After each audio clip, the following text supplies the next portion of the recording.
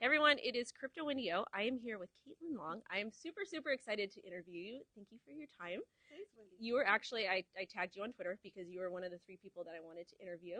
Ah, So thank you so much for so glad making we time. connected. Yeah. Yes. So tell me a little bit about your involvement and what you're doing. I'm a volunteer in my home state of Wyoming, just moved back from the New York area Okay. to help build the new financial services industry that's crypto based in my home state.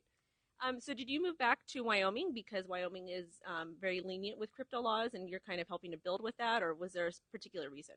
Well, we've passed 13 laws. So, yes, I've been spending the last 2 years working on a passion project, helping to create a crypto friendly regime in a United States state. So, other states are now copying us, and we've enacted 13 different laws. There are 7 more coming. Awesome. So I'm very interested about laws and regulations, especially in the United States, because as we were talking about prior to this interview, the United States is kind of behind. Yes, we are. Yes, indeed. Do you think that that will change in the future? Well, I mean, certainly the states are trying to push back against the federal lethargy of it would probably be a good word. They haven't. The feds have let a lot of the innovation happen, but it exists in a regulatory gray area. And as you know, they're basically pursuing regulatory enforcement um, as a means by which to regulate, as opposed to having a conversation. And I think maybe that's one of the most important things about Wyoming is that the regulators actually want to talk to businesses and have a relationship with businesses. And Wyoming has a fintech sandbox, so businesses can actually do whatever they want to do as long as they're complying with the fraud and consumer protection statutes, and they register with the regulators. They have a dialogue that Wyoming allows the innovation, even if it conflicts with existing law. That's what the sandbox does. So that's just a perfect example of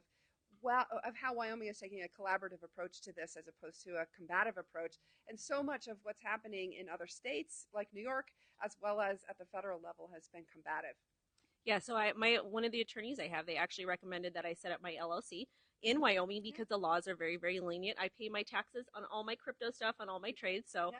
went ahead and filed there. But as far as New York goes, why are they so strict? Why is New York the strictest state, in your opinion? If you can answer that, why are they so strict? Well, New York is the home of the incumbent financial industry, and the incumbent financial industry is scared of this.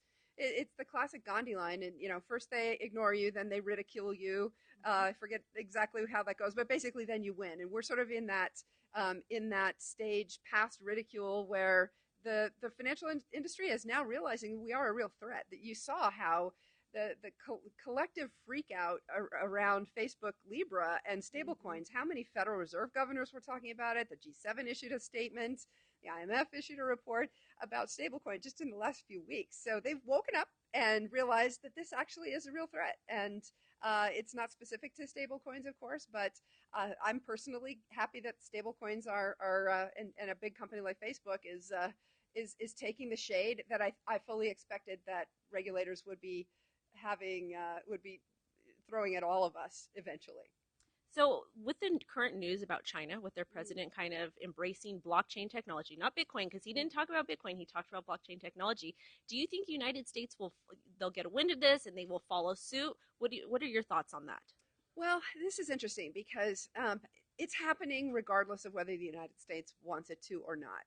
The U.S. has the world's dominant reserve currency, the U.S. dollar, and it is still the currency that is used in it predominantly in trade around the world.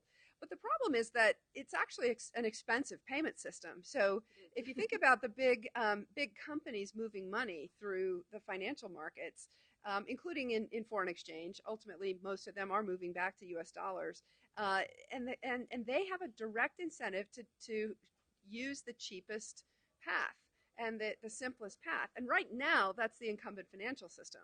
But at some point in the next few years, I suspect it won't be. There will be, whether it is JPM coin or utility settlement coin, which is a consortium of a bunch of banks called Finality. That's the same thing as Facebook Libra. It's a stable coin, and it's designed to allow real time gross settlement in those cases in central bank money. And so the central banks, I think, are starting to freak out and realize this is going to have an impact on monetary policy.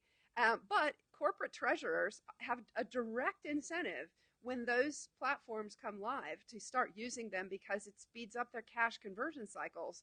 And companies with very high cost of capital have a huge incentive not to have to trap cash in their company bank accounts just to cover the latency of their payments. So this is going to happen whether the U.S. wants it to or not, and the U.S. is not in control of this.